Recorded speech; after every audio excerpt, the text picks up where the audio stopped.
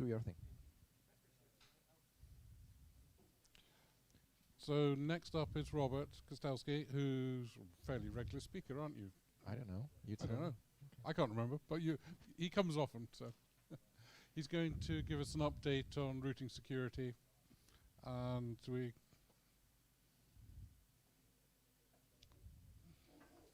changing batteries. So yes, this is my third, fourth time or so here. It's nice to be back. I'm usually running around and talking about Atlas. I'm not going to do that today. Correction, I'm not going to do that now.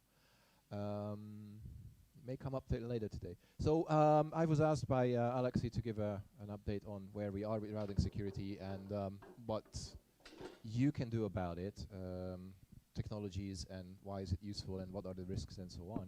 So if I will get to my slides, then I can do that. In the meantime, those guys, I think, are running on 2.4 gigs. So can you imagine with all the Wi-Fi in the room, that's sometimes a problem.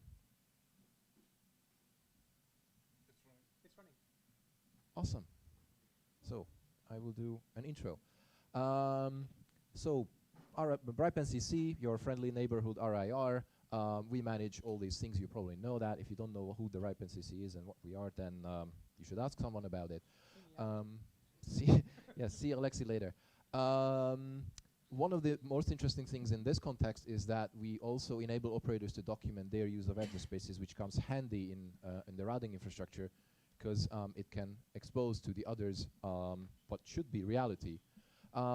We have been dealing with routing security for a while now. Right from the beginning, RPSL has Daniel Karenberg's name on it. So if you are dealing with RPSL, God bless you. But it has been there forever. We are one of the 5 RIRs, and we are running our own RPKI trust anchor, which means we are a good entry point, a starting point to secure routing. And that's purely because we are in a position to know which ISP and LIR has which address space. So it's a good entry. We also build a validated tool for RPKI. There are others that I will mention later on, but you can use ours. BGP, you know this better than I do, so I'm not going to go into the details. What's interesting here is that within BGP, it's hard to make decisions about what is a valid announcement, what is not. It is recommended that you consult some kind of external database, for example, the routing registry that the NCC also has. And if you find a match, then you can be a bit more assured that the announcement is actually correct. BGP. So, but the problem is that this is just not built into BGP, at least not yet. So, what does that mean? That means that accidents happen. Who has never had a fat finger accident in their networks? Oh, there was that one time. Yes, exactly. And if you did not have any of those, you will have it later on. It's just you know, some keys are too close to each other with all the benevolent starting points. So it's not like you want to do this, but it just happens. Infamous accident with Pakistan Telecom and YouTube somewhere in 2008, 9, something like that. It was a long time ago. But you know, it happens all the time, and if it can get nasty, even if it's not benevolent, especially if it's not benevolent, some people wanted to steal some bitcoins or Ethereums and so on, so they did it via BGP. BGP Stream, I think they still provide an informational service about what they consider to be accidents. So they are not necessarily categorizing them into what is benevolent and what is just what is malicious. But these are some facts. Whatever they categorize as incidents, more than 13,000 happened. I think this is last year. How many ASNs were affected and so on and so forth. This is just happening. It exists. So one of the mitigations is use an IRR. Declare your routes, your peers, and so on, and then people can look at that and make educated decisions about what they accept and what they don't. In the RIPE database, we accept validated, authenticated inputs from the RIPE region, but outside of the region, if you're from the outside of the region, you can still make entries. RADB, if you pay them, you can put anything in it, and then it's left there for good. Over time, it deteriorates, diverges from reality. is just a fact of life. So this is a visualization of the accuracy of the RIPE IRR. Red means that it's basically got not much to do with reality. Green means it has got something to do with, or more to do with reality. So these are the entries inside the RIPE database, the RIPE IRR. And you can see that our region, I have lasers. No, yes, I do. It just doesn't work. Fine. So in our region, it's mostly green. Obviously, for entries that are from outside the region, the quality is worse. Now, if you look at, for example, RIDB, colors are slightly different. Then there's peering DB, there's these others. So, you know, there's a variety of choices. But the next step is probably resource PKI. You probably have heard about it, so I'm not going to go into all of the details, but highlighting some interesting points about it. RPKI stands for resource public key infrastructure, so we're dealing with resources. Basically, we can tie IP addresses and AS numbers cryptographically to a particular holder, and we do that by following the hierarchy that we are using to distribute the resources in the current system. There is a thing called ROA, root origination authorization, that says this ASN is allowed to announce this prefix, and I will sign it as the holder of that resource. This has been in place since 2008. I myself joined the RIPE NCC in 2006 to work on the security architecture behind it. But full disclosure, I haven't touched this thing for over 10 years now, so my knowledge is probably also aging, but that's probably just my problem. Inside the LIR portal, we let all the RIPE NCC members to certify their resources using the RPKI, creating ROAs and so on and so forth. It's about 3 clicks with verification, with everything, for all of you to go in there and say, yeah, I actually want to verify, certify my resources such that the other ISPs all over the world can verify them. It is still as secure as RPKI can secure it. It's just that the crypto is hidden behind the portal, so you don't really have to deal with this.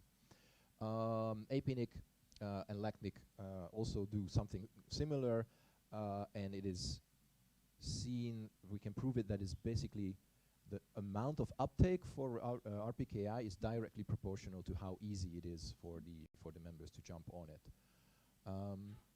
This is what it is, resources. This is the hierarchy. At the bottom of this signature chain, there are the ROAs, and you can trace them back to some kind of authority, for example, the RIPE NCC or others. As I said, you as LIRs, ISPs, you can certify your own resources. You can make multiple ROAs if you want, if you have reasons for that, and they can also overlap. A single ROA, so this is again root or route, depending on where you're coming from, root origination, authorization. These are the main elements. So there is a prefix, which you want to announce. There is an ASN, which is authorized or declared to be authorized in this ROA. And most importantly, or very importantly, there is this field called max length, which basically says the announcement can go up until this prefix length. If it's larger than that, then this ROA does not say anything about it. It's actually, it says that's not good. Where it comes really interesting is this. I think this is one of the key slides about how the whole thing, or the ROAs, work. I don't know if I will have time to go into all the details, but basically that ROA, the top one, says there's max length is not defined, meaning the announcement must be exact. Therefore, it only covers the 21. It does not cover announcements about the underlying 22s. There's another ROA.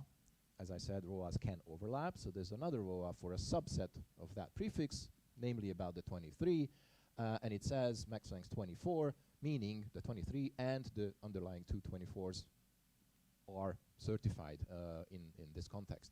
On the other side, there's this 23, max length undefined, meaning only the 23 is authorized, therefore the stuff under it is not. Okay?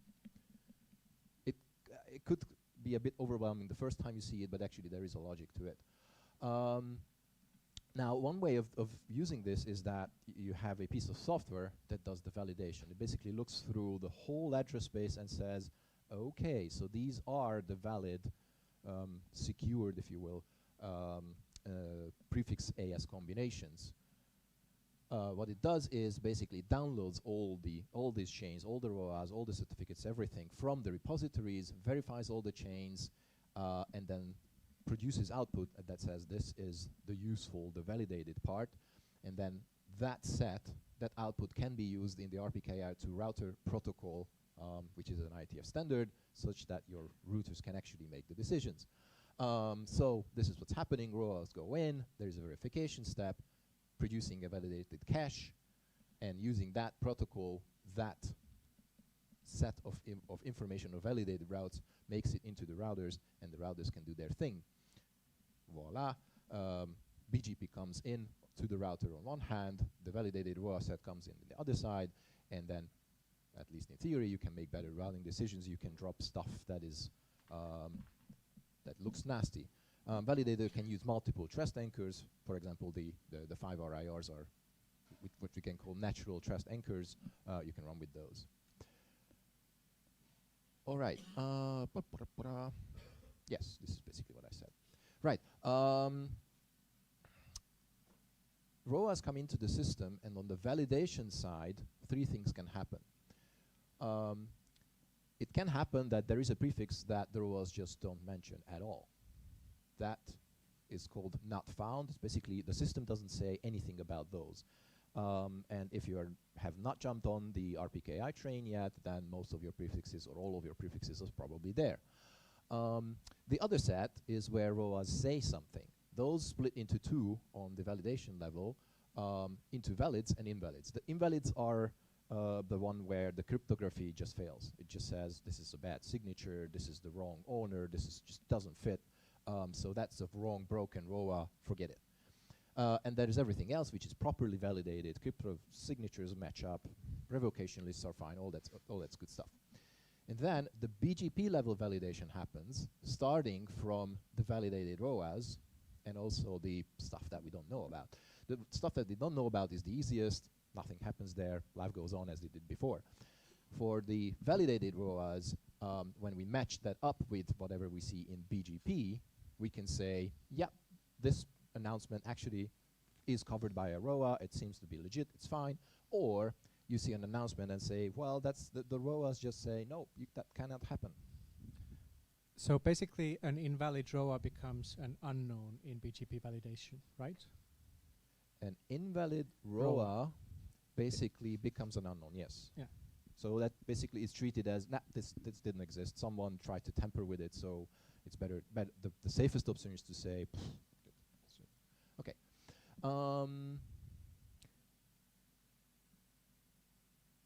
Invalid BGP announcement. So there is a ROA in the validated cache for that prefix, yes. And if no ROA in the cache, then the announcement is unknown. Fine. Now, there are 2 ways one can jump on this. One is where you say, I know crypto, I'm strong, I can do this. The other is, I heard about crypto, and I think it's good, I just don't want to deal with that, the crypto part, which is hard. If you're in the second category, then you can use what's called the hosted RPKI. Basically, your provider, in this case, that could be the RIPE NCC, and it is the RIPE NCC if you want, provides a service that basically does this and handles all the complexity. And what you have to do in that case is basically you provide your knowledge, your information, and say, this is what I want, make it happen.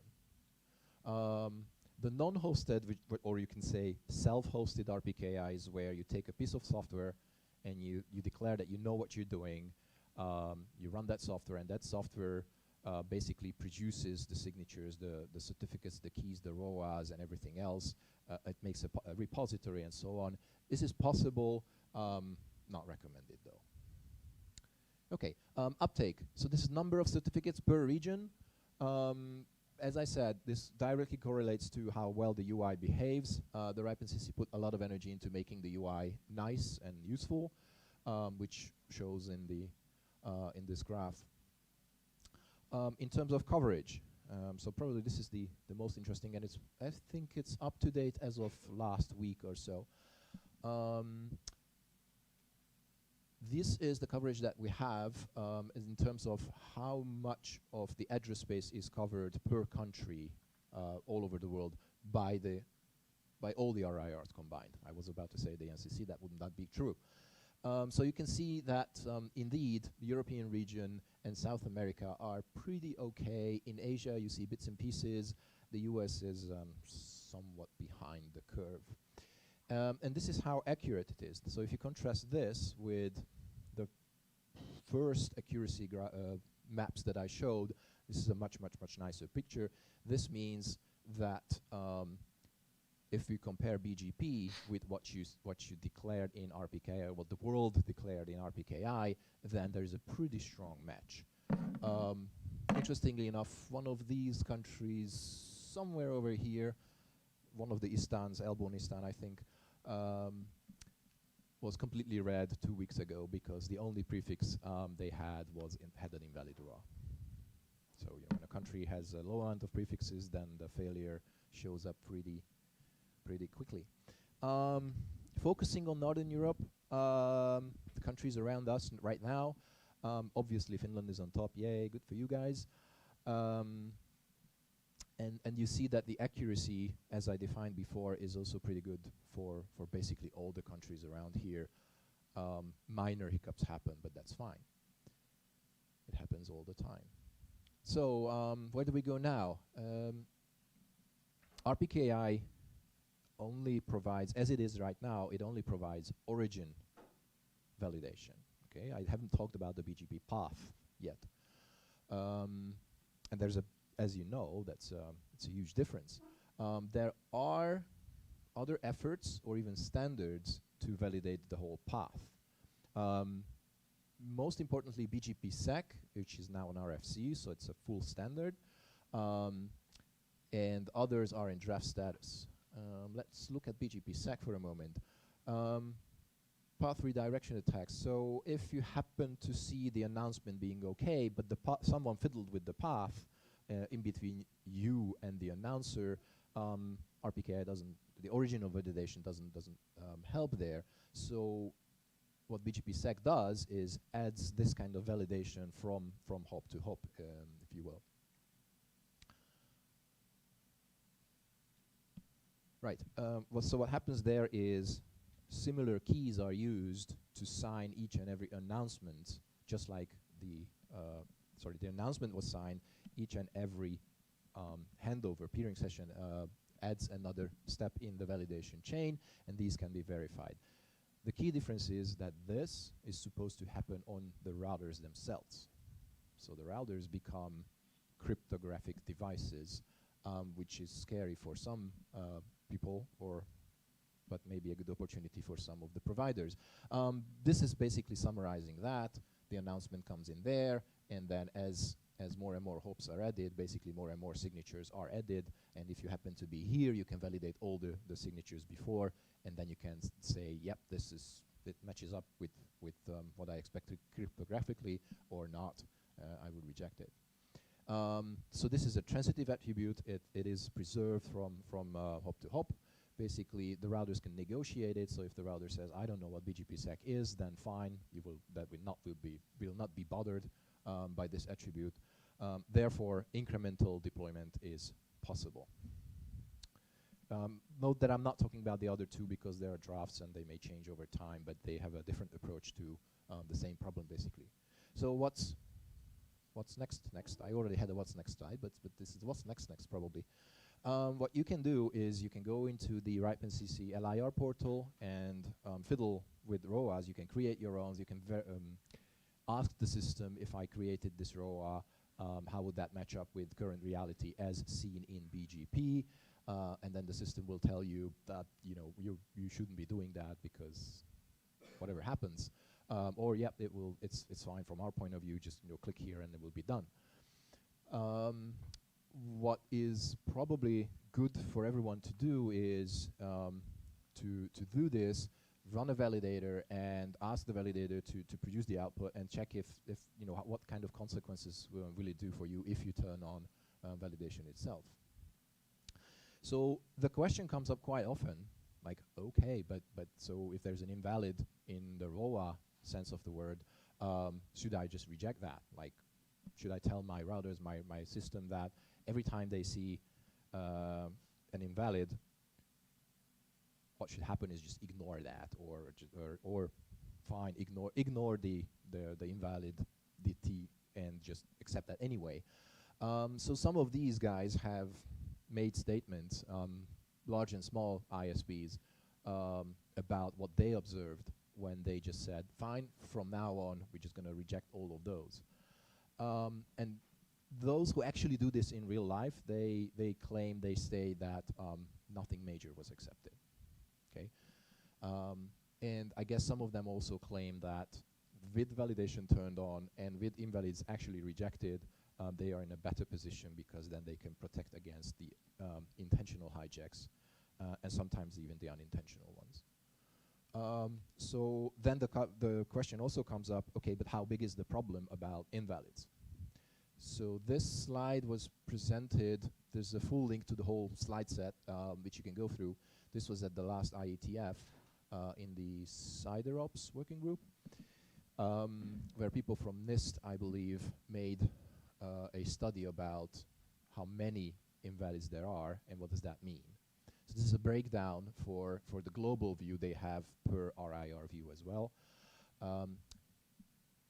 So I want to spend a minute on this one. They declare 100% to be the invalids that they see in the routing system. So as in, we have around 700,000 prefixes announced. Out of those, almost 1%, about 1%, have invalid ROAs. Okay?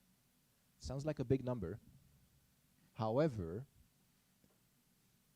77% of those have another ROA which happens to be valid. So if you recall that ROAs can overlap, this means that the bigger one or the smaller one, so if one of those were invalid, but the other one was valid, meaning there is a valid ROA, it's cryptographically secure, So out of the 1% of all prefixes, almost 3/4 of that are actually fine. So those are not problems. If I made this slide, I would say, let's forget about that and just focus on the ones that are actually problematic. And that boils down to these two numbers. And then you can make your own judgment call whether that's a big number or not. 25% of less than 1% have a problem. Or yes, as it is right now, if you turn on validation and you're strict. So basically, takeaway messages, you could do this already. The argument is that it would help you as well as everyone else. Do keep in mind that if you secure your routes by creating ROAs, everyone else can verify. Okay, so basically, you are more protected. If you turn that around, if you start validating, that means that you don't necessarily have your own ROAs, but you are validating the other announcements, the other ISP's ROAs. So basically, you are on the validation side. So the two, it's kind of a chicken and egg problem if, where do you start?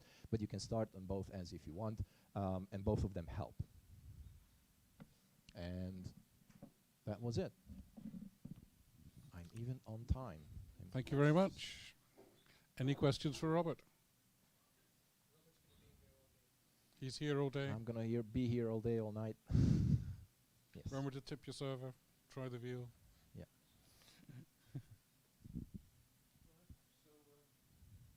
The RPKI. Could you introduce yourself for the webcast, please? Yeah, sorry. Ray, Eliza. Is the mic working? Yes. It is? Good. So this tool you have in the Lear portal, it works fine, but it's only announcing once in 24 hours what's going on. Any chance it's going to be a bit more than that? I guess there's a chance. I cannot speak for them. So this is basically they update their knowledge of BGP. So what you see there is probably as it was at midnight or so. Yeah. I think it's if it's deemed important enough for you to be real time or more real time, that's certainly possible. The energy I cannot estimate, but you as members, you should say that's what we want, and then it will happen. Okay, thanks. Turning that around, I did not mention the RIPE NCC has a software tool called RPK Validator. It's a Java-based application that does the validation. Folks at NLNet Labs, they have, I think it's Rust-based tool called Routinator. They put a lot of energy into it, and that's also a pretty good tool. So if you're looking for tools to validate, those are the two major options today, and I think there are more in the making, which I can't speak for. And if you're going to RIPE next week, there are talks on Routinator, and I'm sure there'll be some RIPE NCC talks as well. It's quite a popular topic for some reason. Yeah. Any more questions? Last call. Okay, Thank you very much, Robert.